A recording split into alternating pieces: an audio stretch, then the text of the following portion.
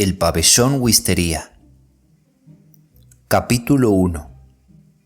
El extraño suceso ocurrido a Mr. John Scott Eccles. El hecho ocurrió, según consta en mi libro de notas, en un día crudo y ventoso, a fines de marzo del año 1892. Estando sentados a la mesa y almorzando, recibió Holmes un telegrama y garabateó en el acto la contestación. No hubo ningún comentario, pero el asunto aquel no se apartó de sus pensamientos, porque, después de almorzar, se situó de pie delante del fuego con expresión meditabunda, fumando su pipa y volviendo a leer de cuando en cuando el mensaje. De pronto se volvió hacia mí con unos ojos en que brillaba una mirada maliciosa. «Escuche, Watson, creo que podemos considerarlo a usted como hombre de letras. ¿Qué definición daría usted a la palabra grotesco?» «La de cosa rara, fuera de lo normal», apunté yo. Al oír esta definición, movió negativamente la cabeza. «Seguramente que abarca algo más que eso, algo que lleva dentro de sí una sugerencia de cosa trágica y terrible. Si usted repasa mentalmente algunos de esos relatos con los que ha martirizado un público por más paciente, se dará cuenta de que lo grotesco se convirtió con frecuencia en criminal en cuanto se ahondó en el asunto. Recuerde el insignificante episodio de los pelirrojos. En sus comienzos fue cosa grotesca, pero al final se convirtió en una atrevida tentativa de robo. Y nada digamos de aquel otro episodio por demás grotesco de las 5 semillas de naranja, que desembocó en línea recta en un complot asesino. Esa palabra hace que yo me ponga en guardia. ¿La tiene usted en el telegrama?, le pregunté. Me leyó en voz alta. «Me ha ocurrido un incidente increíble y grotesco. ¿Puedo consultar con usted? Scott Eccles, Oficina de Correos Charing Cross». «¿Hombre o mujer?», le pregunté. «Naturalmente que es un hombre. No hay mujer capaz de enviar un telegrama con la contestación pagada. Se habría presentado aquí sin más». «¿Lo recibirá usted?» «Ya sabe usted, querido Watson, que desde que hicimos encerrar al coronel Carters estoy aburridísimo.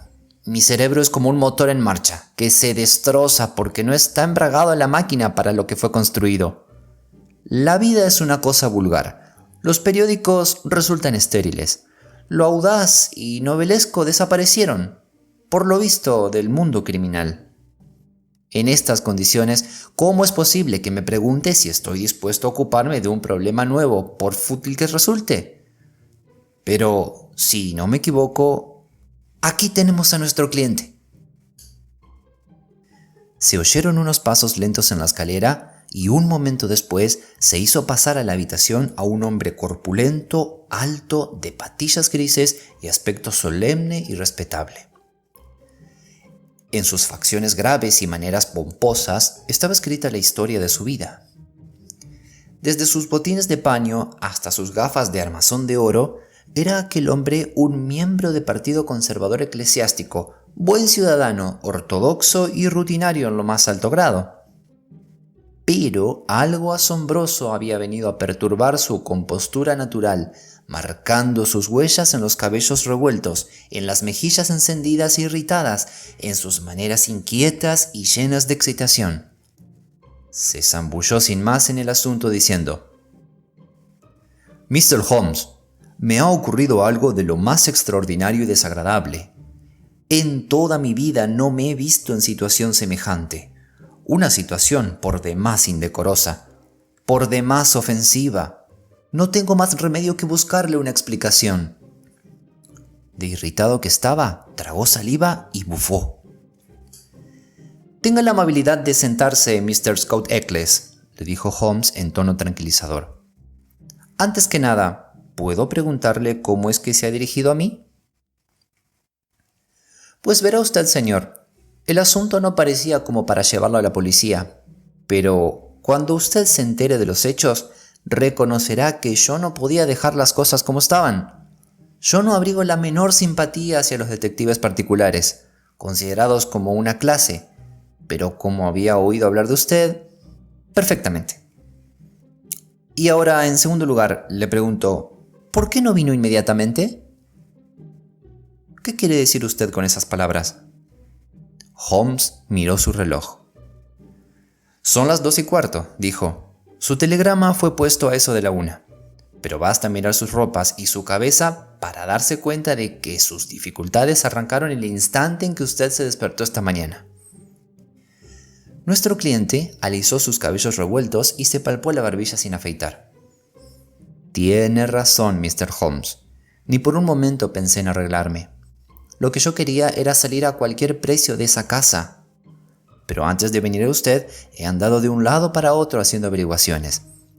Fui a la agencia de alquileres y me contestaron que el señor García tenía pagados los de la casa hasta el día y que todo estaba en orden en el pabellón Wisteria. Señor, exclamó Holmes echándose a reír.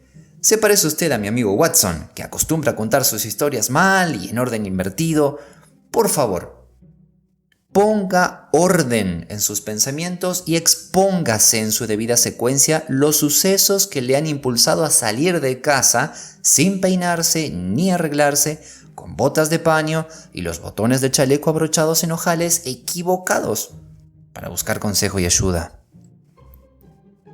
Nuestro cliente bajó los ojos para contemplar con expresión lastimosa su extraordinaria apariencia exterior. Mr. Holmes, estoy seguro de que produzco una impresión detestable, y no creo que en toda mi vida me haya ocurrido hasta ahora cosa semejante. Voy a contarle el rarísimo suceso y no me cabe la menor duda de que, cuando haya terminado, reconocerá usted que ha habido motivo suficiente para disculparme. Pero el relato quedó cortado en flor. Se oye fuera mucho ajetreo y Mr. Hudson abrió la puerta para dar la entrada en la habitación a dos individuos robustos y con aspecto de funcionarios públicos. Uno de ellos dos era bien conocido por ser el inspector Gregson, de Scotland Yard, funcionario enérgico, valeroso y dentro de sus límites capaz. Cambió con Holmes un apretón de manos y presentó a su camarada, el inspector Baines, de la policía de Surrey. Hemos salido juntos a cazar, Mr. Holmes, y el humillo nos ha traído hasta aquí. Volvió sus ojos de bulldog hacia nuestro visitante. ¿Es usted Mr. John Scott Eccles, de Popham House, Lee? Sí, señor. Le venimos siguiendo en sus andanzas toda la mañana. Sin duda que lo situaron gracias al telegrama, dijo Holmes. Exactamente, Mr. Holmes. Le tomamos el humillo en la oficina de correos de Charing Cross y venimos hasta aquí. ¿Y por qué me siguen? ¿Qué desean? Deseamos, Mr. Scott Eccles, que nos haga usted una declaración acerca de los hechos que desembocaron en la muerte de Mr. Aloysius García del pabellón Wisteria cerca de Esher. Nuestro cliente se había erguido en su asiento con ojos desorbitados y sin el menor asomo de color en su cara asombrada. ¿Muerto? ¿Dice usted que murió? Sí, señor, ha muerto. ¿Pero cómo fue? ¿Quizá por accidente? Se trata de un asesinato, si en el mundo se ha cometido alguno. ¡Santo Dios! ¡Es espantoso! ¿Me va usted a decir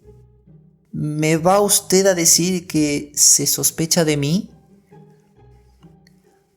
Al muerto se le encontró en el bolsillo una carta de usted y por ella sabemos que usted había proyectado pasar la noche en su casa. Y en ella la pasé. La policía sacó su cuaderno de notas, pero Sherlock Holmes le dijo: «Espere un momento, Gregson. Lo que usted busca es un relato claro de lo ocurrido, ¿no es así?» Y es deber mío prevenir a Mr. Scott Eccles que lo que él diga puede ser usado y empleado en contra suya. Cuando ustedes entraron, Mr. Eccles estaba a punto de contárnoslo todo. Watson, yo creo que un vaso de cognac con soda no le hará ningún mal.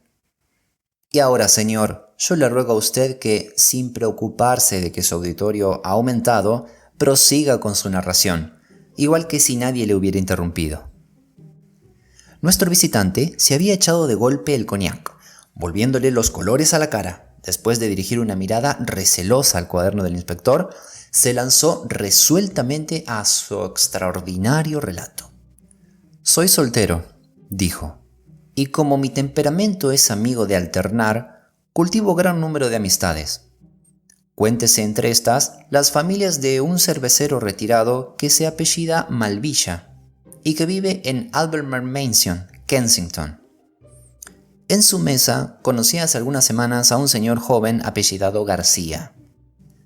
Me informaron que era hijo de padres españoles y que tenía no sé qué cargo en la embajada. Hablaba un inglés perfecto, era de maneras agradables y nunca he visto hombre mejor parecido. No sé cómo ocurrió, pero el hecho es que aquel joven y yo ligamos una fuerte amistad. Pareció que desde el primer momento se aficionaba a mí y sin cumplirse los 2 días de habernos conocido, vino a visitarme a Lee.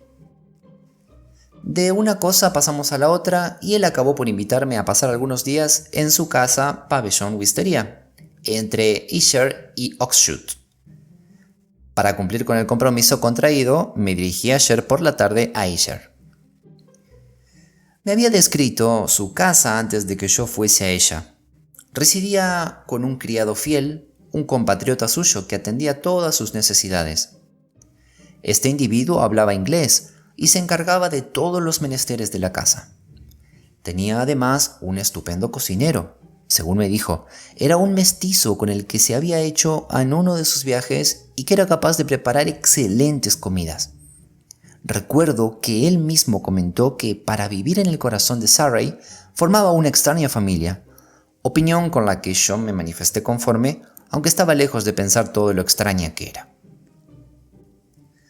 Me hice llevar en coche hasta la casa, que se hallaba a cosa de 4 kilómetros de Esher por el lado sur. La casa es de regular capacidad y se alza retirada de la carretera, desde la que se llega a ella por una avenida bordeada de arbustos perennes. El edificio es viejo, destartalado y en ruinas. Cuando el coche se detuvo delante de la puerta, llena de manchas y ronchas del tiempo, tuve mis dudas sobre si hacía bien en visitar a un hombre al que solo conocía muy superficialmente. Sin embargo, él mismo fue quien abrió la puerta, recibiéndome con la más brillante cordialidad. Luego me puso en manos de su criado, individuo moreno y melancólico que me llevó a mi dormitorio, encargándose de mi maleta. La atmósfera toda de la casa resultaba deprimente. Cenamos tit a tit y aunque mi anfitrión hizo cuanto estuvo en su parte por mantener una conversación agradable, parecía como si sus pensamientos se le desmandasen constantemente y hablaba de un modo tan vago y arrebatado que apenas si yo le comprendía. Tamborileaba constantemente con los dedos en la mesa, se moriscaba las uñas y daba otras señales de nerviosa impaciencia. La comida no fue ni bien servida ni estaba bien condimentada, y la sombría presencia del taciturno criado no contribuyó a alegrarla. Les aseguro a ustedes que anduve buscando muchas veces en el transcurso de la velada una excusa para regresar a Lee. Recuerdo en este momento otra cosa que quizá tenga importancia en relación con el asunto que ustedes dos, caballeros, están investigando. En aquel momento yo no le atribuí ninguna importancia. Ya casi terminando la cena, el criado entregó una carta y me fijé en que después de leerla, mi anfitrión se mostró aún más distraído y raro que hasta entonces. Renunció ya a mantener ni siquiera una simulación de diálogo y permaneció en su silla, fumando incontables cigarrillos, ensimismado en sus propios pensamientos y sin hacer observación alguna acerca del texto de la carta. Me alegré cuando dieron las 11 de poder retirarme a descansar. Algo más tarde, se asomó García a mirar al interior de mi habitación, que estaba ya a oscuras, y me preguntó si había llamado yo a la campanilla. Le dije que no. Entonces él se disculpó por haberme molestado a una hora tan tardía, diciendo que era cerca de la 1. Yo concilié el sueño acto seguido y dormí toda la noche profundamente.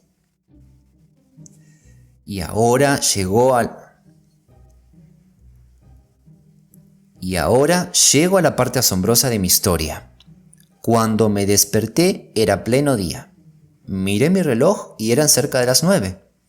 Yo había insistido en que me despertaran a las 8, asombrándome mucho de aquel descuido. Salté de la cama y tiré de la campanilla para llamar al criado. Nadie contestó. Volví a llamar una y otra vez, siempre con idéntico resultado. Llegué entonces a la conclusión de que la campanilla estaba descompuesta. Me metí rápidamente en las ropas y me apresuré a bajar, muy malhumorado, para pedir agua caliente.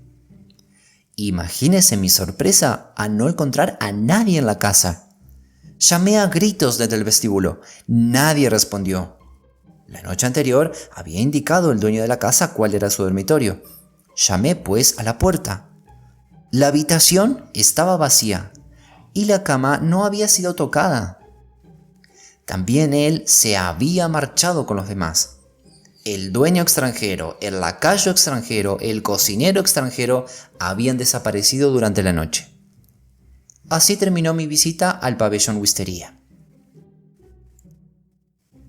Sherlock Holmes se frotaba las manos y gorigoteaba por lo bajo entre aquella ocasión de agregar tan extraño suceso a su colección de episodios extraordinarios.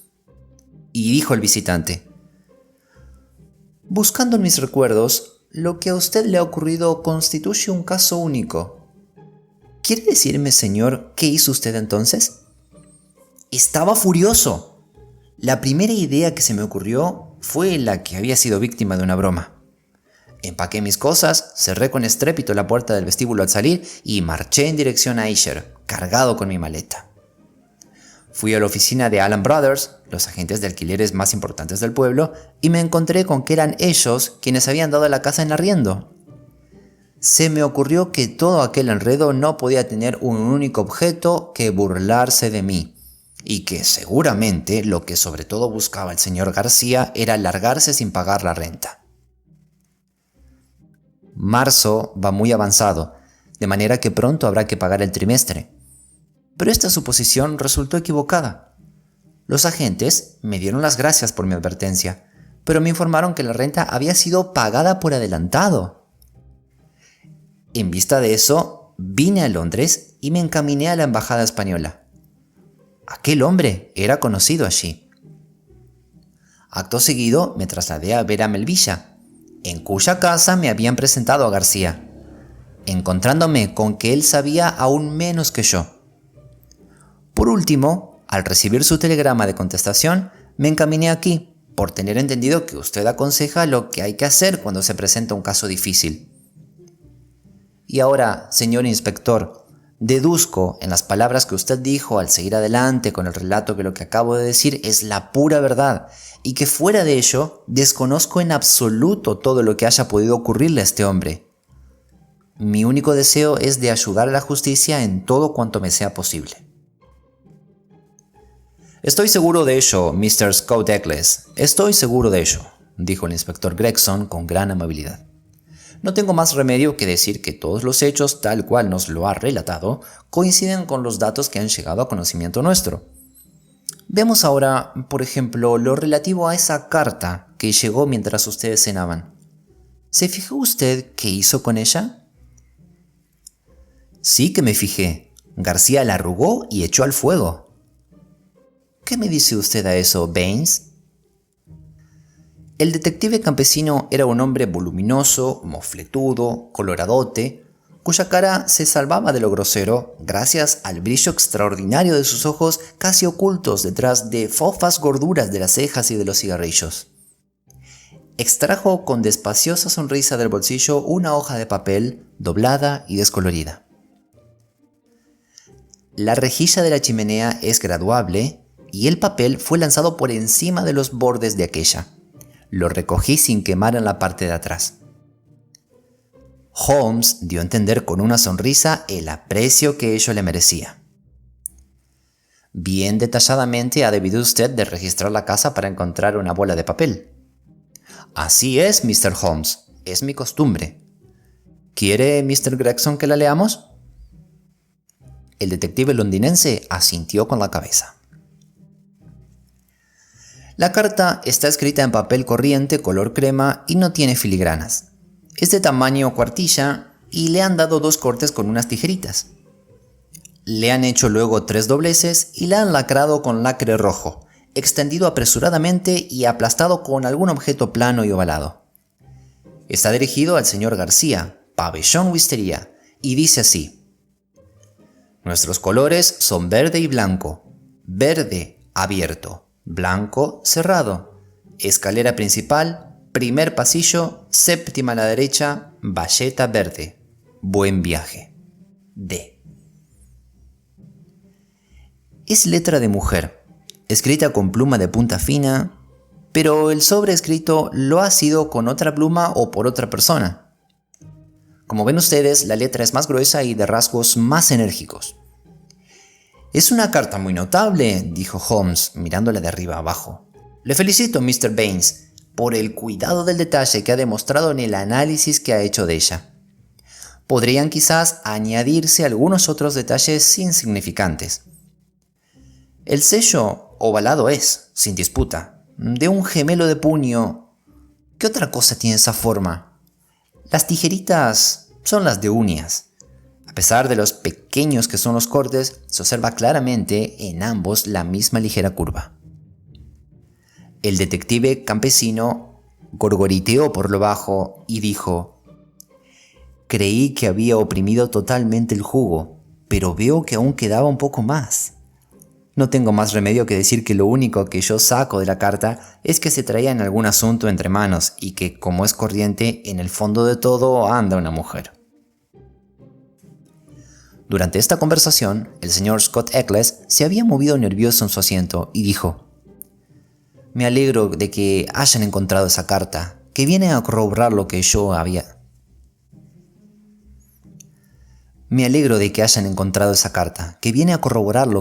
dicho.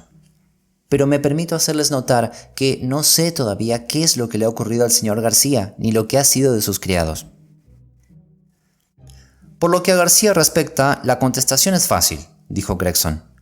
«Se le encontró esta mañana muerto en el parque comunal de Oxshott, a casi 2 kilómetros de distancia de su casa.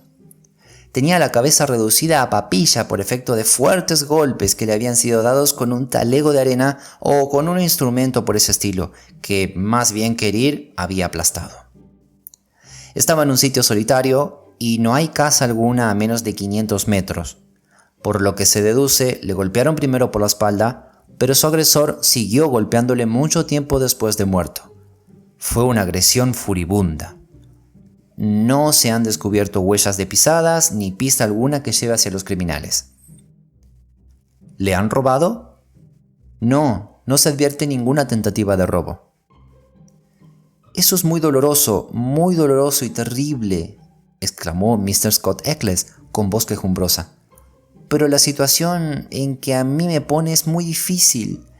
Nada he tenido yo que ver en que mi huésped emprendiese una excursión nocturna y encontrase un final tan triste. ¿Cómo es que yo me veo metido en semejante asunto?» «Muy sencillo, señor», le contestó el inspector Baines. «El único instrumento que se le ha encontrado en el bolsillo al muerto ha sido la carta en la que usted le anunciaba que pasaría por él la noche en que murió. Por el sobre de la carta conocí yo el nombre y dirección del muerto. Esta mañana llegamos a su casa después de las 9 y no hallamos en ella ni a usted ni a nadie. Telegrafié a Gregson para que me diese con el paradero de usted en Londres, mientras yo registraba el pabellón Wisteria. Vine después a Londres, me reuní con Mr. Gregson y aquí nos tiene». «Creo», dijo Gregson, levantándose, «que lo mejor que podríamos hacer ahora es dar forma oficial al asunto. Usted nos acompañará a la comisaría, Mr. Scott Eccles, y pondremos por escrito su declaración». «Iré enseguida, desde luego. Pero retengo los servicios de Mr. Holmes. Quiero que no economice gastos ni esfuerzos para llegar al fondo de este asunto». Mi amigo se volvió hacia el inspector provinciano. «Supongo, Mr. Baines, que no verá inconveniente alguno en que colabore con usted». «Me consideraré muy honrado, señor. Veo que ha actuado usted con gran rapidez y sistema en todo. ¿Se tiene algún dato que permita fijar la hora exacta en que ese hombre halló la muerte?» «Llevaba ahí desde la 1 de la madrugada. alrededor de esa hora llovió y con toda seguridad que su muerte se produjo antes de la lluvia. «Eso es completamente imposible, Mr. Baines», exclamó nuestro cliente. Tenía una voz inconfundible. Yo estaría dispuesto a jurar que fue él quien me habló a esa hora en mi dormitorio. «Es extraordinario, pero no imposible», dijo Holmes sonriendo. «¿Tiene usted acaso una pista?», preguntó Gregson. Así, a primera vista, el caso no parece muy complejo, aunque ofrece notas de novedad y de interés. Necesitaría conocer más los hechos antes de aventurarme a exponer una opinión última y definitiva. A propósito, Mr. Baines, ¿no encontró usted nada de notable fuera de esa carta durante su registro en la casa? El detective miró a mi amigo de una manera rara y dijo: «Sí, encontré algunas cosas sumamente notables. Quizá cuando yo haya terminado los trámites en la comisaría le interese venir para que le dé mi opinión acerca de las mismas».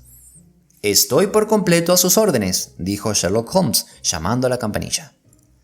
«Mr. Hudson, acompañe hasta la puerta a estos caballeros y tenga la bondad de enviar al botones con este telegrama que lleva contestación pagada de 5 chelines». Permanecimos un rato sentados y en silencio después de que se marcharan nuestros visitantes. Holmes fumaba de firme, con las cejas fuertemente apretadas sobre sus ojos penetrantes y la cabeza caída hacia adelante, con la expresión afanosa que le caracterizaba. «¿Qué me dice usted, Watson, de este asunto?», me preguntó al mismo tiempo que se volvía de manera súbita hacia mí. «Esta mitificación de que ha sido víctima Scott Eccles no me dice nada». «¿Y el crimen?». «Pues verá usted. Teniendo en cuenta la fuga de los compañeros del muerto, yo diría que ellos están complicados de un modo u otro en el asesinato y han huido de la justicia». «Desde luego, es un punto de vista posible, pero así, a simple vista, tendrá usted que reconocer que resulta muy raro que sus 2 criados estuviesen mezclados en una conspiración en contra de su amo y que agrediesen a este precisamente la noche en que había un invitado, teniéndolo como lo tenían a merced suya todos los restantes días de la semana en los que estaba solo. ¿Por qué razón han huido entonces? Esto es, ¿por qué han huido? Ese es el hecho trascendental. El otro es el caso extraordinario ocurrido a nuestro cliente Mr. Scott Eccles. Ahora bien, Watson, ¿está acaso fuera de los límites de la inteligencia humana suministrar una explicación a la que encajen estos 2 hechos trascendentales? Si en esa explicación cupiese también la misteriosa carta con su cariñosa fraseología, quizás valdría la pena aceptarla como una hipótesis transitoria. Y si los nuevos hechos que vayamos conociendo encajan en el cuadro, quizá entonces nuestra hipótesis se convierta gradualmente en la solución. ¿Y cuál es esa hipótesis? Holmes se arrellanó en un sillón con los ojos entornados. Tiene usted que empezar por aceptar, Watson, que la idea de que se trata de una broma es inaceptable. Se preparaban graves acontecimientos, según lo demostraron los hechos, y ese atraer con halagos a Scott Eccles al pabellón Wisteria tiene alguna relación con ellos. ¿Y cuál puede ser esa relación? Vayamos tomando eslabón por eslabón. A simple vista, resulta cosa que se sale de lo corriente esa rara y súbita amistad entre el joven hispano y Scott Eccles. Fue aquel quien forzó la marcha de las cosas. El mismo día siguiente al de conocerse, marchó a visitar a Eccles al otro extremo de Londres y se mantuvo en estrecho contacto con él hasta que consiguió que fuese a Esher. Y yo pregunto, ¿para qué podía querer a Eccles? ¿Qué era lo que éste le podía proporcionar? A mí no me parece un hombre especialmente inteligente, ni que tenga condiciones para despertar las simpatías de un hombre de raza latina y de ingenio rápido. ¿Por qué, pues, eligió García precisamente a Eccles, entre todas las personas con quien estaba relacionado, como la más indicada para sus propósitos? ¿Posee alguna cualidad destacable? Yo digo que sí. Es el tipo exacto de lo que se llama la respetabilidad inglesa. Es el hombre que como testigo más impresión puede causar en el ánimo de otro inglés.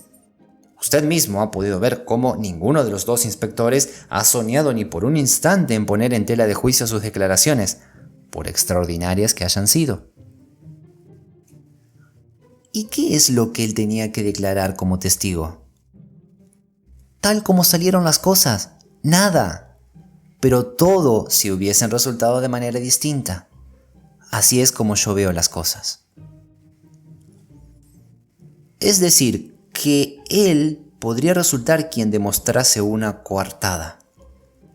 Exactamente, mi querido Watson. Él podría haber hecho buena una coartada. Supongamos nada más que, como base de argumentación, que los habitantes del pabellón Wisteria son compinches de un determinado plan, y que éste tiene que ser puesto en ejecución, sea el que sea, antes de la 1 de la madrugada. Es posible que mediante manejo de relojes hayan conseguido que Scott Eccles se acostase más temprano de lo que él pensaba. En todo caso, es muy verosímil que cuando García se llegó hasta el cuarto de dicho señor para decirle que era la 1, no fuesen sino las 12. Suponiendo que García realizase lo que tenía que realizar y estuviese de vuelta para la hora mencionada, es evidente que disponía de un elemento muy fuerte de prueba contra cualquier acusación. Allí estaba aquel inglés irreprochable, dispuesto a jurar ante cualquier tribunal que el acusado no salió de su casa. ¿Era ese un seguro contra lo peor que pudiera ocurrir? Sí, eso ya lo veo. Pero, ¿y qué me dice de la desaparición de los otros dos? Aún no tengo todos los hechos en la mano, pero no creo que haya dificultades insuperables. Sin embargo, es un error adelantarse en los juicios a los hechos, porque uno se deja llevar insensiblemente a retorcerlos para acomodarlos a las teorías que se ha forjado. ¿Y la carta que recibió? ¿Recuerda su texto? Nuestros colores son verde y blanco. Eso suena a cosa de carrera de caballos. Verde abierto, blanco cerrado. Esto es evidentemente una señal. Escalera principal, primer pasillo, séptima a la derecha, valleta verde. Esto es una cita. Quizás encontremos en el fondo de todo a un marido celoso. Se trataba en todo caso de una búsqueda peligrosa. De no haberlo sido, no habría escrito que Dios le proteja y la firma D. Esto debería servirnos de guía. El hombre era español. Me permito insinuar que D significa Dolores, que es un nombre de mujer bastante corriente en España. Muy bien dicho, Watson, muy bien dicho, pero completamente inadmisible. Una española que escribe a un español lo habría hecho en este idioma. Quien ha escrito esta carta es con absoluta certidumbre una inglesa. Bueno, lo mejor será que nos revistamos de paciencia hasta que este magnífico inspector vuelva por aquí. Mientras, nos ha salvado durante unas breves horas de la insoportable fatiga de no hacer nada. Antes que regrese nuestro inspector de Surrey, llegó la contestación al telegrama de Holmes. Este la leyó y ya se disponía a guardarlo en su cuaderno de notas cuando se fijó en la expresión de expectativa que tenía mi cara. Me lo tiró, riéndose, y me dijo: «Nos movemos entre gentes de gran altura». El telegrama no era otra cosa que una lista de nombres y direcciones. Lord Harringray, Dingle, Sir George Folliot, Essex Towers, Mr. Hines, J.P. Pardee Place, Mr. James Baker Williams, Forton Old Hall, Mr. Henderson, Highgable, Reverendo Joshua Stone, Nathan Walsling. Es una manera muy sencilla de limitar nuestro campo de operaciones, dijo Holmes. No me cabe duda de que Baines, con su manera metódica de discurrir, ha adoptado ya un plan semejante. No acabo de comprenderlo a usted. Querido compañero, hemos llegado ya a la conclusión de que el mensaje recibido por García venía a ser una dirección o una cita amorosa. Pues bien, Si la interpretación es correcta, y para encontrarse en el lugar de la cita, tiene uno que subir por una escalera principal y buscar la séptima puerta de un pasillo, salva a la vista que la casa es muy grande. Es también evidente que tal casa no puede encontrarse a distancia mayor de 2 o 3 kilómetros de Oxshott, puesto que García caminaba en esa dirección y calculaba, según mi manera de interpretar los hechos, hallarse de vuelta en el pabellón Wisteria con tiempo para beneficiarse de una coartada, que solo sería válida hasta la 1 de la madrugada. Como el número de casas espaciosas de las proximidades de Oxshott tiene que ser limitado, adopté el método que tenía a mano, es decir, envié un telegrama a los agentes de fincas mencionados por Scott Eccles y conseguí de ellos una lista. Son las que dicen este telegrama de contestación y entre ellas debe de encontrarse el otro extremo suelto de esta, nuestra enmarañada madeja. Eran ya cerca de las 6 para cuando estuvimos en la linda aldea de Esher, del condado de Surrey, acompañados del inspector Baines. Holmes y yo llevábamos todo lo necesario para pasar allí una noche y hallamos cómodo hospedaje en el mesón El Toro. Por último, nos dirigimos con el detective a realizar nuestra visita al pabellón Wisteria. Era un atardecer frío y oscuro del mes de marzo. Un viento cortante y una fina lluvia golpeaban nuestras caras, dando ambiente a la inhóspita dehesa comunal por la que cruzaba nuestro camino y al final trágico hacia el que nos conducía.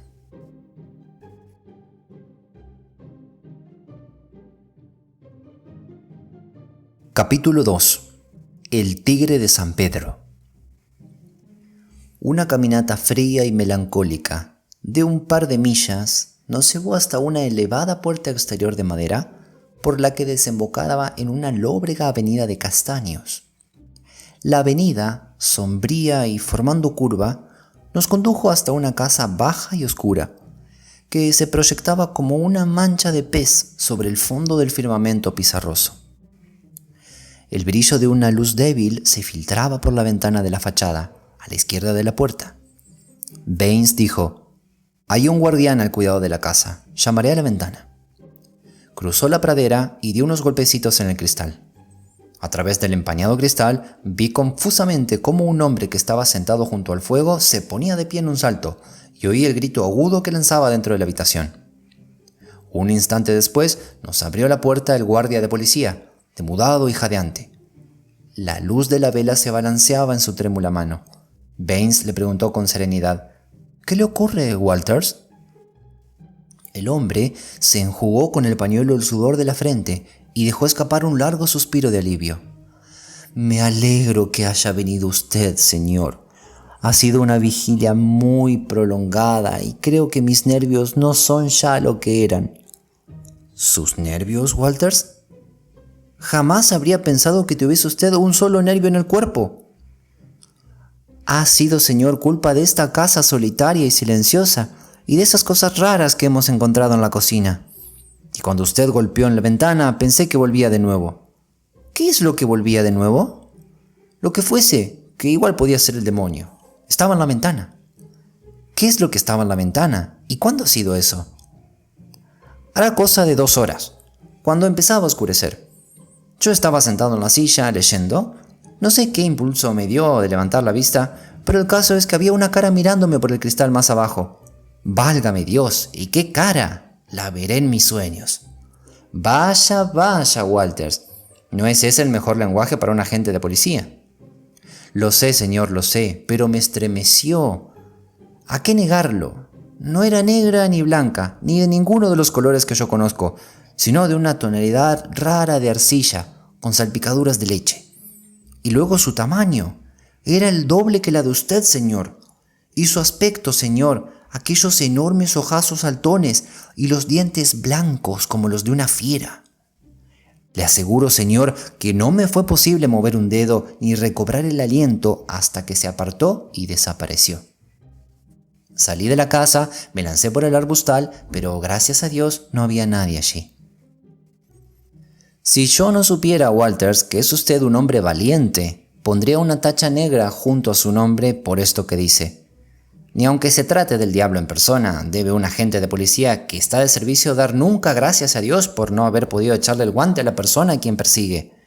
¿No será todo ello una alucinación y un efecto de los nervios? Eso al menos es cosa fácil de comprobar, dijo Holmes, encendiendo su pequeña linterna de bolsillo. Después de un rápido examen del campo de césped, nos informó: en efecto, hay huellas de un pie que yo creo que debe ser del número 44. Si el resto del cuerpo era proporcionado a su pie, con seguridad que se trata de un gigante. ¿Qué fue de él? Creo que se abrió paso por el arbustal y ganó la carretera. Bien, dijo el inspector con expresión grave y pensativa. Sea quien fuere, y quisiese lo que quisiese, se marchó ya, y tenemos otras cosas a las que atender de inmediato. Y ahora a Mr. Holmes le mostraré la casa. Los diferentes dormitorios y salas no aportaron nada a una investigación cuidadosa. Por lo que se veía, los inquilinos habían traído poco o nada con ellos, y habían arrendado la casa completamente amueblada, hasta en sus menores detalles. Habían dejado una buena cantidad de ropa, con la etiqueta de Marks y compañía, High Hilborn.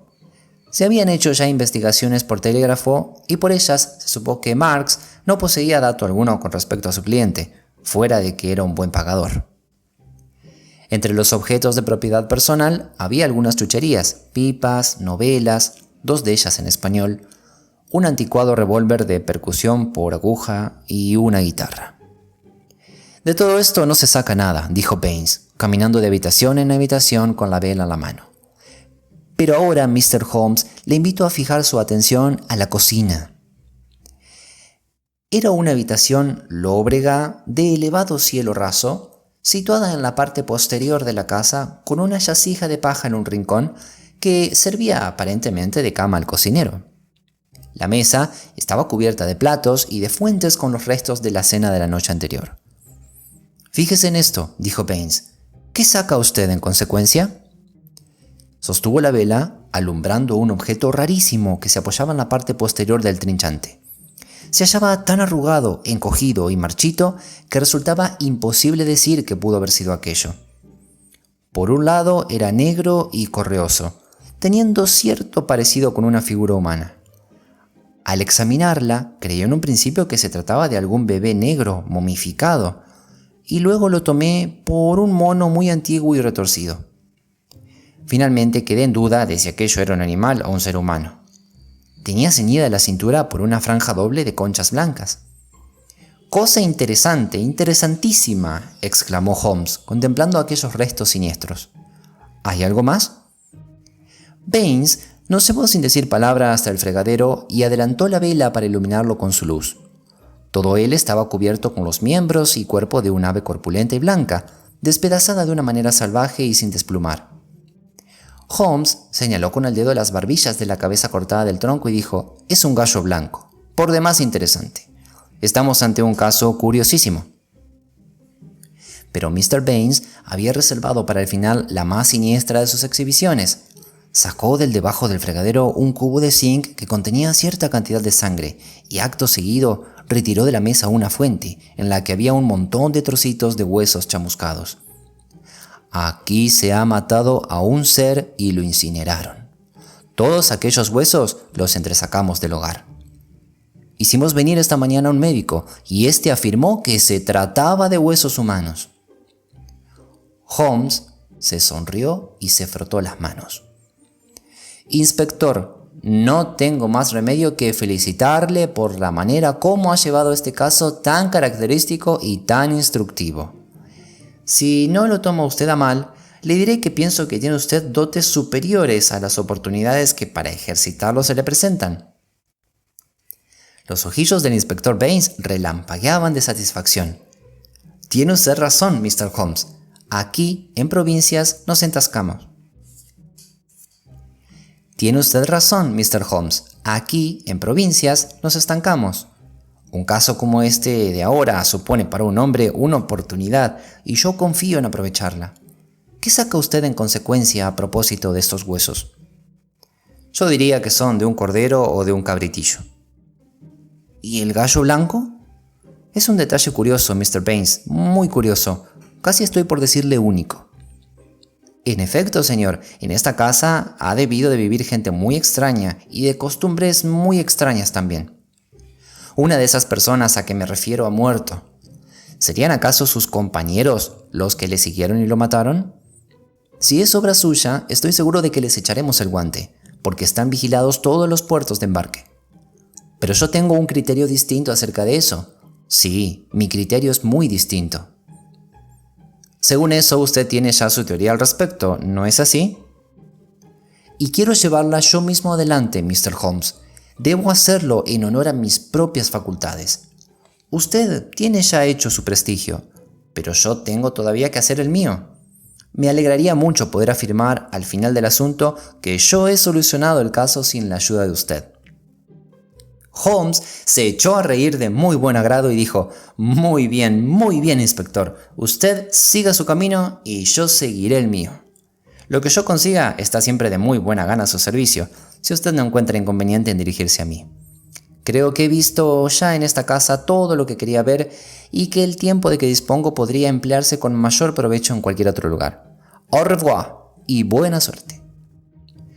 Yo habría podido decir, por muchos indicios sutiles, que se le habrían escapado a cualquier otra persona, menos a mí, que Holmes seguía una vista todavía fresca. A pesar de que un observador casual lo habría encontrado tan impasible como siempre, brotaban en sus ojos encendidos y de sus maneras más briosas un anhelo apagado y una sugerencia de energía en tensión, que a mí me dieron la seguridad de que la pieza de caza no estaba lejos. Nada dijo Holmes, según tenía por costumbre, y nada le pregunté yo, según también tenía por costumbre. Bastábame con participar en la partida de caza y en aportar mi humilde ayuda para la captura, sin distraer con interrupciones innecesarias la atención de aquel cerebro reconcentrado. Todo se manifestaría a su debido tiempo. Esperaré, pues, pero para mi desilusión cada vez mayor esperé en vano. Siguió un día, a otro día, y mi amigo no avanzó un paso. Se pasó una mañana en Londres y yo me enteré por una alusión casual que había visitado el Museo Británico.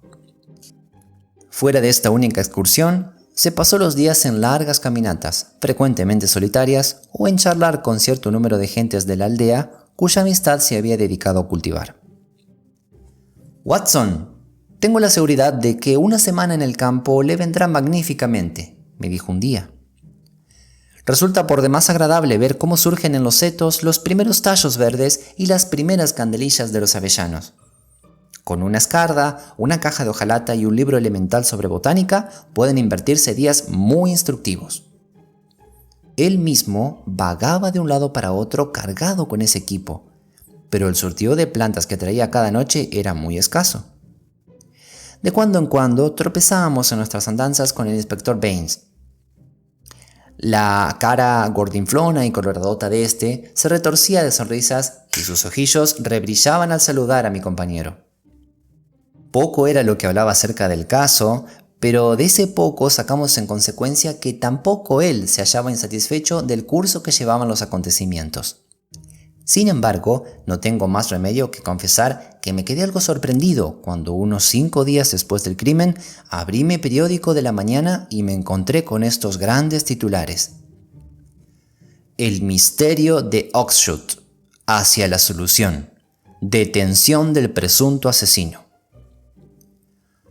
Holmes saltó de su asiento al leer tales titulares como si lo hubiesen pinchado y exclamó: ¡Por Júpiter! ¿Quiere decir eso que Baines le ha echado el guante? Por lo visto sí, le contesté, y leí el siguiente informe. Se ha producido en Esher y en toda su comarca una gran emoción al saberse a última hora de la pasada noche que se había llevado a cabo una detención relacionada con el asesinato de Oxshott. Se recordará que en la descomunal de Oxshott fue encontrado muerto el señor García, del pabellón Wisteria. Su cadáver mostraba señales de una agresión de extraordinaria violencia, y también se recordará que su criado y su cocinero huyeron aquella misma noche, lo que parecía demostrar su participación en el crimen. Se apuntó la idea, que no llegó a demostrarse, de que el muerto guardaba quizá en la casa objetos de valor, y que el móvil del crimen había sido el robo de los mismos. El inspector Baines, a cuyo cargo está el caso, realizó toda clase de esfuerzos para descubrir el lugar en que se ocultaban los fugitivos, teniendo buenas razones para creer que no habían ido muy lejos y que se hallaban ocultos en algún escondite que tenían preparado previamente. Se tuvo, a pesar de todo, desde el primer momento, la certidumbre de que llegarían a dar con su paradero, porque el cocinero, según declaraciones de algunos proveedores que tuvieron ocasión de verlo por la ventana, era hombre de aspecto por demás llamativo. Se trata de un mulato gigantesco y feísimo, de rasgos amarillentos, de marcado tipo negroide. A este individuo se le ha visto con posterioridad al crimen porque la noche misma que siguió a este fue descubierto y perseguido por el guardia de policía Walters, pues tuvo la audacia de regresar al pabellón Wisteria.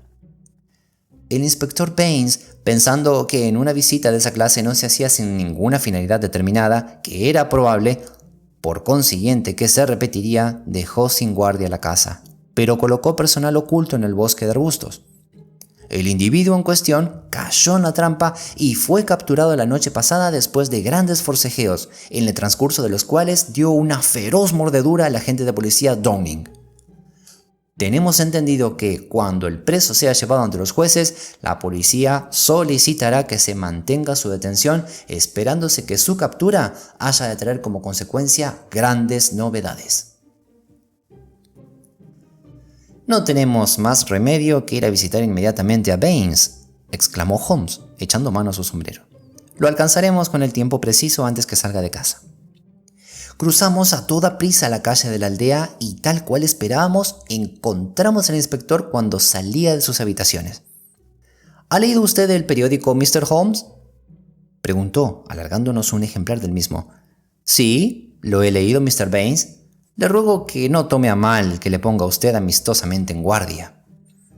«¿En guardia? ¿Contra qué, Mr. Holmes?». «He estudiado este caso con especial atención y no estoy convencido de que la dirección que usted sigue sea la verdadera. No me agradaría que usted se lanzara demasiado adelante por ese camino, a menos que tenga una completa seguridad». «Es usted muy amable, Mr. Holmes. Le aseguro que hablo mirando por usted».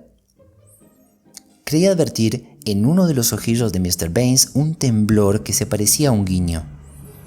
«Mr. Holmes, habíamos convenido en que cada cual llevase el asunto siguiendo sus propias directrices, y eso es lo que yo estoy haciendo». «Pues entonces no digo nada», contestó Holmes. «No lo tome a mal». «De ninguna manera, señor. Yo creo que usted mira por mi bien.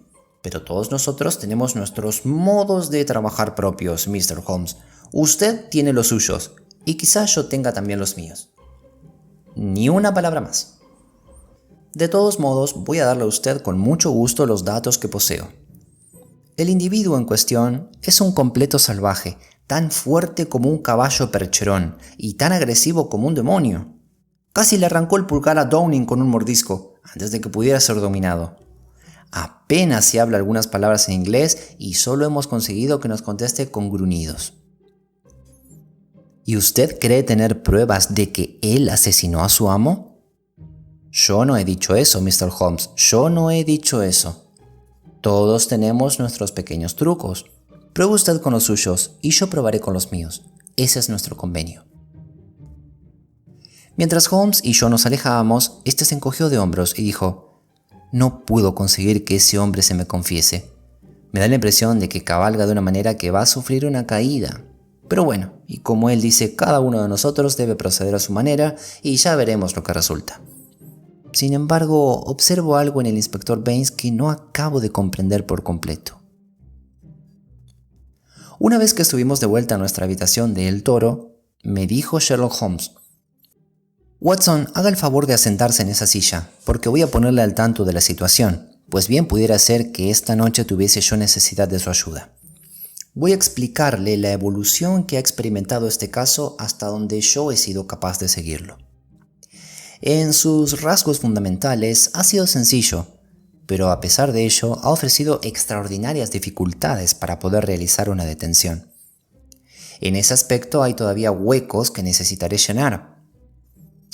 Volvamos a la carta que le fue entregada a García la noche misma de su muerte. Podemos descartar la idea que tiene Baines de que los criados de García participaron en el hecho. La prueba en ello la tenemos en que quien se las había ingeniado para que Scott Eccles se hallase presente aquella noche en la casa fue el mismo García, y ya sabemos que ese acto suyo no podía tener otra finalidad que la de preparar una coartada. Era pues García quien meditaba una empresa que era por lo visto criminal, porque solo quien medita un crimen trata de establecer una coartada. ¿Quién es, pues, la persona que con mayor probabilidad le quitó la vida? No cabe duda de que esa persona es la misma contra la cual iba dirigida la empresa criminal. Hasta aquí creo yo que avanzamos por terreno firme. Nos encontramos, pues, con una razón que explica la desaparición de los criados de García. Todos ellos estaban compinchados para cometer algún crimen que nosotros desconocemos. Si ese crimen se realizaba, García regresaría a casa.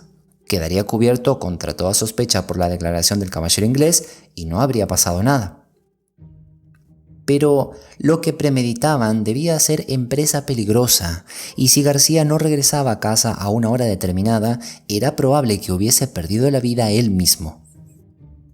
Por consiguiente, habían quedado convenidos en que, si tal cosa ocurría, sus dos subordinados huirían en algún lugar previamente convenido para librarse de allí de las pesquisas y estar en situación de renovar más adelante la tentativa. ¿No es cierto que esta hipótesis explica todos los hechos ocurridos? Tuve la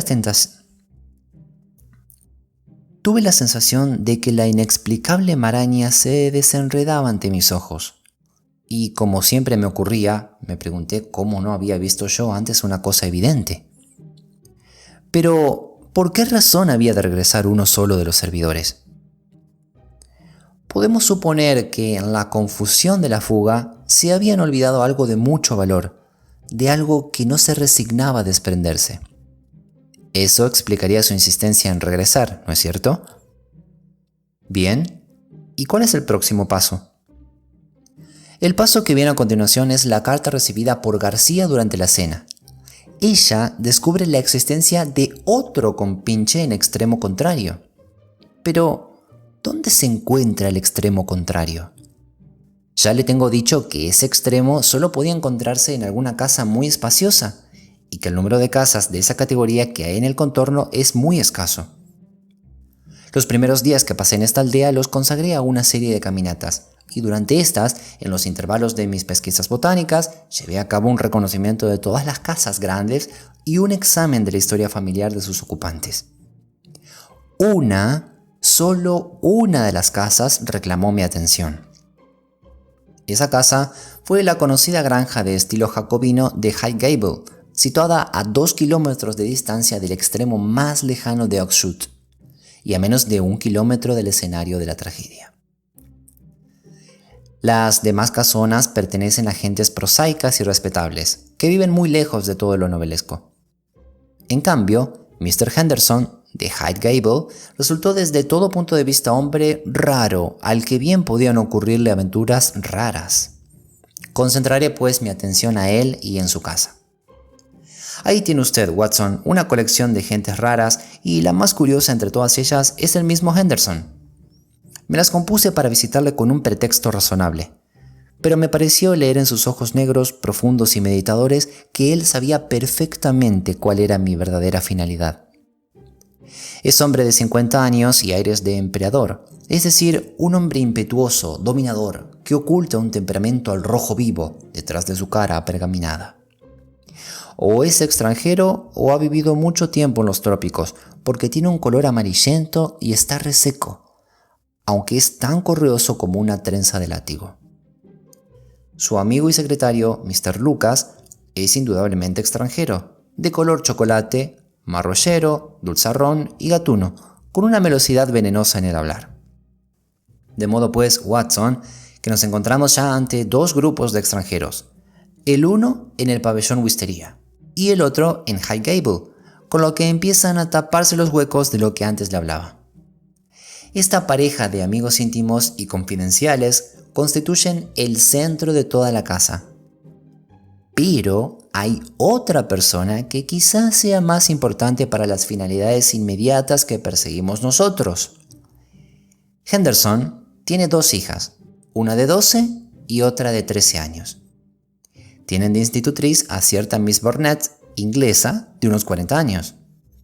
Hay también un criado de confianza. Este pequeño grupo en el que forma la verdadera familia porque siempre viajan juntos, ya que Henderson es un gran viajero que anda siempre de un lado para otro.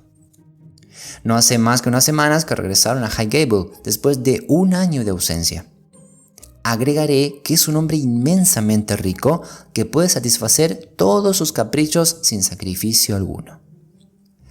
Fuera del grupo del que hablo, su casa está llena de despenseros, lacayos, doncellas y todo personal sobrealimentado y en holganza que es corriente en las grandes residencias campestres de Inglaterra. De todo eso me enteré en parte por los chismorreos de la aldea y en parte por mi propia observación. No hay mejores instrumentos en esa tarea que los criados que han sido despedidos y se sienten resentidos. Yo tuve la buena suerte, aunque tampoco lo habría encontrado si no hubiese andado a su casa. Como dice Baines, cada cual tenemos nuestro sistema. Fue ese sistema mío el que me permitió conocer a John Wiseness, que fue jardinero en Highgable y que fue despedido en un momento de mal humor por su amo dominador. A su vez, el jardinero tenía amigos entre la servidumbre del interior de la casa, a la que une el común temor y antipatía del amo. En esa forma conseguí la llave que me iba a abrir los secretos de aquella familia. Gente rara, Watson. No afirmo que conozca ya todo lo que allí ocurre, pero son, sin duda alguna, gente rara. El edificio está compuesto de 2 salas. La servidumbre vive en una y la familia en otra. Entre una ala y otra no existe más ligazón que el criado de confianza de Henderson, que sirve de comer a la familia. Todo se lleva hasta una determinada puerta que conecta las 2 salas. La institutriz y las niñas apenas salen, como no sea al jardín. Jamás, ni por casualidad, Henderson se pasea solo. Su moreno secretario es como su sombra. Entre la servidumbre se rumorea que su amo tiene un miedo terrible de algo. Warner dice: vendió su alma al diablo por dinero y teme que su acreedor se presente en cualquier momento a reclamar la deuda. Nadie tiene la menor idea de dónde vinieron o quiénes son. Es gente violenta. En 2 ocasiones, Henderson la ha emprendido a latigazos con algunas personas y tan solo se ha librado de comparecer ante los tribunales gracias a su repleta bolsa y a las fuertes indemnizaciones que ha pagado. Y ahora, Watson, examinemos la situación de estos datos nuevos. Podemos dar por supuesto que la carta procedía de esta extraña familia y que en ella se invitaba a García a realizar algún proyecto que tenía convenido. ¿Quién escribió la carta? Alguien que estaba dentro de la ciudadela y que era una mujer. ¿Qué otra persona podía ser sino la institutriz Miss Burnett? Todos nuestros razonamientos nos llevan en esa dirección. Podemos en todo caso tomarlo como una hipótesis y ver las consecuencias que de ella se derivarán. Agregaré que la edad y la manera de Miss Burnett viene a desmentir mi primera suposición de que pudiera haber sido en nuestra historia un asunto amoroso. Si ella escribió la carta, es de suponer que era amiga y aliada de García. ¿Qué actitud puede suponerse en consecuencia que adoptaría al recibir la noticia de su muerte? Si la empresa en que colaboraban era pecaminosa, se callaría, aunque guardase en su corazón aborrecimiento y odio contra quienes le habían dado muerte. Y también era de presumir que prestaría su ayuda mientras se tratase de tomar venganza de ellos. ¿Me sería posible hablar con ella y servirme de ella? Tal fue mi primer pensamiento. Pero ahora nos enfrentamos con un hecho siniestro. Desde la noche del crimen, nadie ha visto a Miss Burnett. Desde entonces se ha esfumado por completo. ¿Vive? ¿Ha sufrido suerte idéntica y en idéntica noche que el amigo al que había dado cita? ¿O la tienen simplemente prisionera? He ahí el punto que nos queda todavía por resolver. Por lo dicho, se dará cuenta usted, Watson, de lo difícil de la situación. No disponemos de prueba alguna que nos permita solicitar un edicto judicial. Si expusiésemos ante un juez nuestras suposiciones, las tomarían por pura fantasía. La desaparición de la mujer nada representa, porque en esa extraordinaria servidumbre puede ocurrir que no se vea un miembro de la misma durante una semana entera. Sin embargo, pudiera encontrarse ahora mismo en peligro de muerte. Todo lo que yo puedo hacer ahora es vigilar la casa, haciendo que mi agente Warner monte guardia frente a las puertas exteriores del parque. No podemos consentir que se prolongue semejante situación. Puesto que la justicia no puede hacer nada, debemos actuar cargando nosotros con los riesgos. ¿Qué es lo que usted sugiere? Conozco la habitación de esa mujer. Se puede llegar hasta ella por el tejado de una de las dependencias accesorias. Sugiero pues que usted y yo vayamos allí esta noche para ver si damos en el corazón mismo del misterio. La perspectiva, no tengo más remedio que reconocerlo, no era muy atrayente. La vieja casa, con su atmósfera de misterio, sus extraños y temibles habitantes, los peligros desconocidos que podía ofrecer el acercarse a ella y el que, desde el punto de vista legal, nos colocábamos en una situación falsa, todo, en fin, se combinaba para dar un apagón a mi entusiasmo. Pero la frialdad de témpano que Holmes ponía en sus razonamientos tenía algo que hacía imposible echarse atrás cuando él recomendaba alguna aventura. Le daba a uno el convencimiento de que así y solo así era posible llegar a la solución. Estreché su mano en silencio. Los dados estaban echados. Pero no quiso el destino que nuestra investigación tuviese un final aventurero. Serían las 5 de la tarde y ya empezaba a descender las sombras de marzo, cuando se precipitó dentro de nuestra habitación un excitado campesino. «Se fueron, Mr. Holmes. Marcharon por el último tren. La señora se escapó y yo la tengo recogida abajo en un coche». «¡Magnífico, Warner!», exclamó Holmes, poniéndose en pie de un salto. «Watson, esos huecos se van llenando rápidamente». Dentro del coche encontramos una mujer, medio desmayada por efecto del agotamiento nervioso. En los rasgos de su cara aguileña y enflaquecida mostraba las huellas de alguna tragedia reciente. Colgábale la cabeza inexpresiva sobre el pecho, pero cuando le levantó y fijó en nosotros sus ojos apagados, vi que sus pupilas formaban 2 puntitos negros en el centro del ancho iris grisáceo. La habían narcotizado con opio. Nuestro emisario, es decir, el jardinero despedido, nos dijo: «Yo estaba de vigilancia en la puerta exterior, tal como usted me lo tenía ordenado, Mr. Holmes. Cuando salieron en coche, yo le seguí hasta la estación. Esta mujer caminaba como sonámbula, pero cuando intentaron meterla en el tren, volvió a la vida y se opuso forcejeando. La metieron de un empujón dentro del vagón, pero ella salió otra vez a viva fuerza. Yo entonces me puse de su parte, la metí en un coche y aquí estamos. No olvidaré jamás la cara que me miró desde la ventanilla del vagón cuando yo me la llevaba. Poco después me quedaría de vida si aquel demonio amarillento de ojos negros y expresión rabiosa pudiera cumplir sus deseos». Subimos a la mujer a nuestro cuarto, la acostamos en el sofá y un par de tazas del café más fuerte que pudimos preparar bastaron para despejar su cerebro de las brumas de la droga. Holmes había enviado a buscar a Baines y explicó rápidamente a este la situación. «Señor mío, usted me ha proporcionado la prueba misma que yo andaba buscando», dijo el inspector, estrechando calurosamente la mano de mi amigo. «Desde el primer momento seguía yo la misma pista que usted».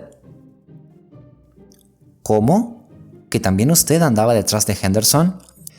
«Sí, Mr. Holmes, y cuando usted reptaba sigilosamente por el arbustal de Highgable, yo estaba encaramado entre las ramas de un árbol y le estaba viendo desde allí arriba. Andábamos a ver quién conseguía antes una prueba de culpabilidad». «¿Y entonces, por qué detuvo al mulato?» Baines gorgoriteó de risa. Yo tenía la certidumbre de que Henderson, como él se hace llamar, se daba cuenta de que se recelaba de él, y que mientras se creyese en peligro, permanecería agazapado y no daría paso alguno. Detuve a un hombre que yo sabía que no era culpable, para hacerle creer que ya no le vigilábamos. Yo estaba seguro de que entonces intentaría largarse, dándonos así oportunidad de acercarnos a Miss Barnett. Holmes puso su mano en el hombro del inspector y le dijo: «Usted llegará muy arriba en su profesión, porque tiene instinto y facultad intuitiva». Baines se sonrojó de placer. «He tenido durante toda la semana a un agente vestido de paisano en la estación, esperando que se produjese la fuga.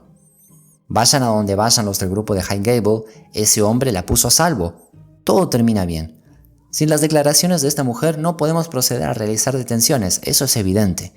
De modo pues que cuando antes nos haga ella su declaración, será mejor. Se está recobrando por instantes, dijo Holmes examinando a la institutriz.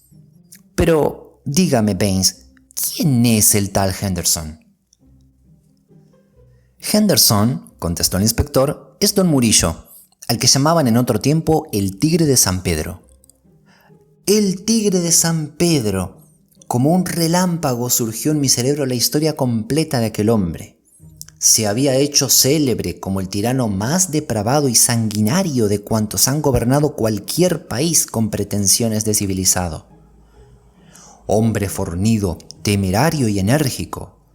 Tuvo temple suficiente para hacer soportar sus vicios durante 10 o 12 años a un pueblo acobardado. Su nombre inspiraba terror por toda América Central. Al cabo de ese tiempo hubo una sublevación general en contra suya, pero el tirano era tan astuto como cruel y en cuanto advirtió el primer rumor de la tormenta que se acercaba, hizo llevar secretamente sus tesoros a bordo de un barco tripulado por fervientes adeptos suyos. Cuando los sublevados tomaron al siguiente día por asalto al palacio, lo encontraron vacío. El dictador, sus 2 hijas, su secretario y sus riquezas habían escapado de sus manos.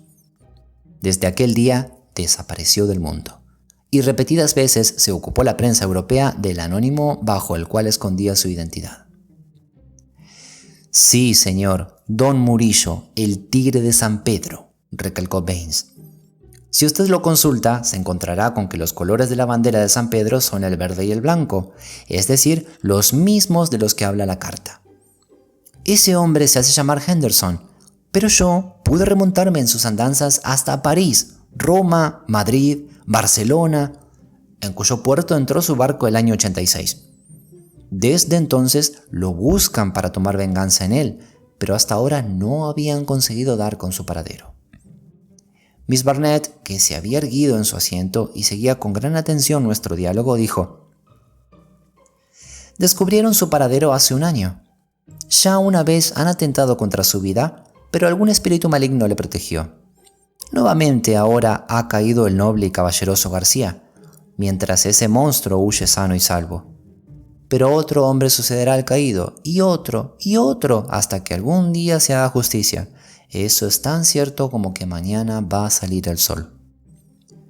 Sus manos delgadas se apretaban con fuerza y el ímpetu de su odio empalideció su cara demacrada.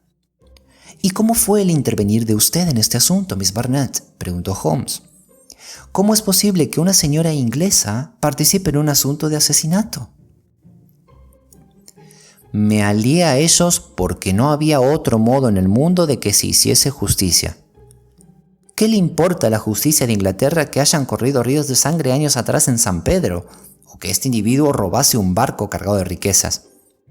Para ustedes, todas esas cosas son igual que crímenes cometidos en algún otro planeta. Para nosotros, en cambio, son realidades vivas. Nos hemos enterado de la verdad a fuerza de dolor y de sufrimientos. Para nosotros no hay en el infierno un demonio que pueda equipararse con Juan Murillo, y no puede haber paz en la vida mientras todas sus víctimas sigan clamando venganza». «No cabe duda de que ese hombre fue todo lo que usted dice», le contestó Holmes. «He oído hablar acerca de sus atrocidades. Pero, ¿en qué le afecta a ellas a usted?». «Se lo contaré todo. La política de este miserable consistía en asesinar, con un pretexto u otro, a cuantos hombres podía llegar a ser con el tiempo rivales peligrosos suyos. Mi marido, sí, porque mi verdadero apellido es señora de Víctor Durango, era ministro de San Pedro en Londres. Allí nos conocimos y nos casamos. Hombre más noble no los ha habido en el mundo. Por desgracia, Murillo tuvo noticias de sus excelentes cualidades. Lo llamó a San Pedro con cualquier pretexto y lo hizo fusilar. Como si tuviera un barrunto de la muerte que le esperaba, se negó a llevarme con él. Le fueron confiscadas sus propiedades y yo quedé malviviendo y con el corazón destrozado. Sobrevino más tarde la caída del tirano. Este huyó, como se lo he contado antes, Pero las muchas personas cuyas vidas habían deshecho y cuyos parientes más próximos y más queridos habían sufrido las torturas y la muerte a manos suyas, no se conformaron con dejar las cosas como estaban. Formaron entre sí una sociedad que no se disolvería sino cuando hubiese realizado su obra. A mí se me designó, después que logró descubrirse al déspota caído bajo el nombre de Henderson, se me designó, para que entrase en su servidumbre y mantuviese a los demás al tanto de sus andanzas. Pude lograrlo obteniendo el cargo de institutriz dentro de la familia. Él estaba lejos de pensar que la mujer que tenía que enfrentarse con él a las horas de comer era la misma a cuyo marido había lanzado a la eternidad con solo 1 hora de tiempo para prepararse. Yo le sonreía, cumplía con mis obligaciones para con sus hijas y esperaba mi momento. Se atentó contra él en París, pero la tentativa fracasó. Viajamos en rápido zigzag de aquí para allá por toda Europa para despistar a nuestros perseguidores, hasta que regresamos a esta casa que él tenía alquilada desde que llegó por vez primera a Inglaterra. Pero también aquí le esperaban los ejecutores de la justicia. Sabiendo que él volvería, aguardábale aquí García, hijo del que fue alto dignatario de San Pedro. Aguardábale con 2 compañeros leales, gente humilde, pero animados los 3 por idénticos motivos de venganza. Poco era lo que García podía realizar en pleno día, porque Murillo adoptaba toda clase de precauciones y jamás salía como no fuese acompañado de su satélite Lucas, o sea López, que era como se llamaba en los tiempos de su grandeza. Sin embargo, Murillo dormía solo, y el vengador podía llegar hasta él durante la noche. Una tarde, fijada de antemano, envié a mi amigo las instrucciones finales, porque Murillo vivía siempre alerta y cambiaba constantemente de habitación. Yo me cuidaría de que las puertas estuviesen abiertas, una luz verde o blanca en una ventana que caía frente al paseo de entrada le advertiría si todo estaba en regla o si era preciso postergar la empresa. Pero todo se nos torció. Yo no sé cómo, pero lo cierto es que se había despertado de los recelos de López, el secretario. Cuando yo acababa de escribir la carta, se me acercó furtivamente por detrás y saltó sobre mí. Él y su amo me llevaron a rastras a mi habitación y me sentenciaron como reo convicto de traición. Y en aquel mismo instante me habrían clavado sus cuchillos si hubiesen visto la manera de salvarse de las consecuencias de su crimen. Por último, y después de un largo debate, llegaron a la conclusión de que asesinarme resultaba demasiado peligroso. Pero decidieron desembarazarse para siempre de García. Me amordazaron y Murillo me retorció el brazo hasta arrancarme la dirección de aquel. Juro que, de haber sabido yo lo que proyectaba contra García, me lo habría dejado arrancar antes de hacer lo que hice. López escribió el sobre para la carta que yo había escrito, lo lacró sellándolo con un gemelo de su camisa y envió la carta por mando de su criado José. Ignoro de qué modo lo asesinaron, salvo que fue la mano de Murillo la que descargó el golpe que lo derribó, porque López había quedado aquí manteniéndome bajo guardia. Me imagino que le esperaron entre los matorrales de aliagas que bordean el camino y que le golpearon cuando él pasaba. Al principio tuvieron el propósito de dejarle entrar en la casa para matarlo como un vulgar ladrón sorprendido infraganti. Pero se dijeron que si se veían mezclados en una investigación policíaca, se descubriría públicamente su verdadera personalidad y se expondrían con ello a nuevas agresiones. Quizá la persecución cesase con la muerte de García, que asustaría a los demás, haciéndoles renunciar a su empeño. Todo les habría ido bien si yo no hubiese sabido lo que ellos habían hecho. Estoy segura de que hubo momentos en que mi vida estuvo en el fiel de la balanza. Fui confinada dentro de mi habitación. Me aterrorizaron con las amenazas más horribles. Me maltrataron de una manera cruel para quebrantar mi espíritu. Miren este corte en mi hombro y los magullamientos que tengo en los brazos. Y en una ocasión en que yo traté de pedir socorro desde la ventana, me amordazaron. Este cruel encarcelamiento se prolongó durante 5 días, durante los cuales me dieron el alimento estrictamente preciso para mantener mi vida. Esta tarde me sirvieron un buen almuerzo, pero en cuanto lo comí, me di cuenta de que me habían suministrado una droga. Recuerdo como en sueños que medio me condujeron, medio me transportaron al coche. En ese mismo estado de inconsciencia me trasladaron al tren. Solo entonces, casi cuando ya empezaban a moverse las ruedas, me di cuenta de que mi libertad estaba en mis propias manos. Salté fuera, ellos intentaron arrastrarme atrás y de no haber sido por la ayuda de este buen hombre que me llevó hasta el coche, no habría conseguido huir de ellos. Ahora, gracias a Dios, estoy ya siempre fuera de sus manos. Todos habíamos escuchado con la mayor atención este extraordinario relato y fue Holmes quien rompió el silencio moviendo la cabeza y diciendo: «Todavía no hemos vencido las dificultades que se nos presentaban. Nuestra labor policíaca termina, pero ahora empieza nuestra labor justiciera». «Exactamente», le contesté yo. «Un abogado inteligente podría presentar el caso como acto de legítima defensa. Quizá esos hombres tienen sobre sus espaldas un centenar de crímenes, pero solo pueden ser juzgados por este de ahora». «Vamos, vamos», dijo Baines alegremente. «Yo tengo una idea mejor que esa de la justicia. La legítima defensa es una cosa, y atraer a un hombre con engaños es otra muy diferente. Aunque viesen en ese hombre un peligro para ellos, no y no. Cuando veamos a la próxima sesión de lo criminal ante el jurado de Guilford, a los inquilinos de Highgable, veremos todos nosotros justificada nuestra acción».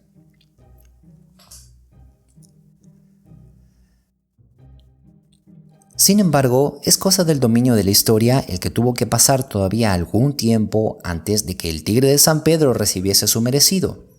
Astutos y audaces, él y su acompañante despistaron a su perseguidor de ahora, penetrando en una casa de huéspedes de Edmonton Street y saliendo por una puerta trasera que daba a Curzon Square. Desde ese día ya no se les volvió a ver en Inglaterra. Pero 6 meses después fueron asesinados cierto señor Marqués de Montalva y el señor Rulli, secretario suyo, en sus habitaciones del Hotel Escorial de Madrid.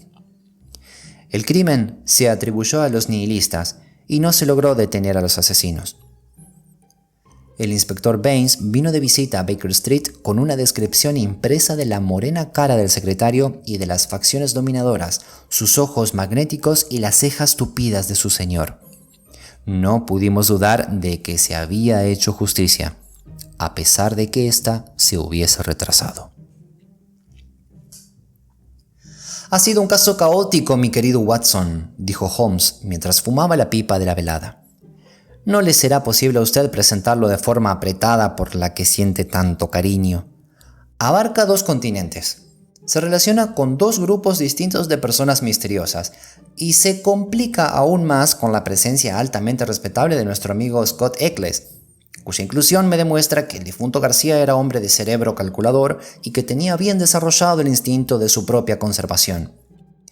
Lo único notable del caso es que, entre una completa maraña de posibilidades, nosotros y nuestro digno colaborador, el inspector Baines, supimos mantenernos pegados a las líneas esenciales, guiándonos de ese modo por el sendero lleno de retorcimientos y de zigzagueos. ¿Hay todavía en el caso algún detalle que usted no vea claro? ¿Qué es lo que iba buscando el mulato cuando volvió a la casa? Yo creo que puede explicárnoslo el extraño animal que hallamos en la cocina. Aquel hombre era un salvaje primitivo de las selvas inexploradas de San Pedro y ese animal era su fetiche. Cuando él y su compañero huyeron para esconderse en algún lugar previamente señalado y en el que vivía, sin duda alguna, otro confederado suyo, su compañero, le convenció de que debía abandonar un objeto tan comprometedor. Pero el mulato tenía puesto en él su corazón y al día siguiente se sintió arrastrado hacia el mismo, pero al mirar previamente por la ventana, descubrió al agente de policía Walters, que se había hecho cargo de la casa. Aguardó 3 días más, y su fe o superstición lo arrastraron hacia allí otra vez. El inspector Baines, que con su astucia habitual había quitado importancia al incidente delante de mí, se había dado verdaderamente cuenta de la importancia que tenía y montó una trampa en la que cayó aquel individuo. ¿Hay algún otro punto dudoso, Watson? El ave despedazada, el cubo de sangre, los huesos chamuscados, el misterio todo de aquella sorprendente cocina.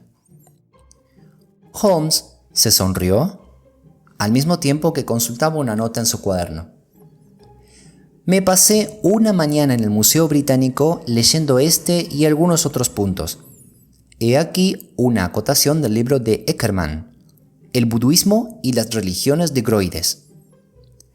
El verdadero adorador de vudú no acomete ninguna empresa de importancia sin antes realizar determinados sacrificios que tienen por finalidad el hacerse propicios a sus sucios dioses.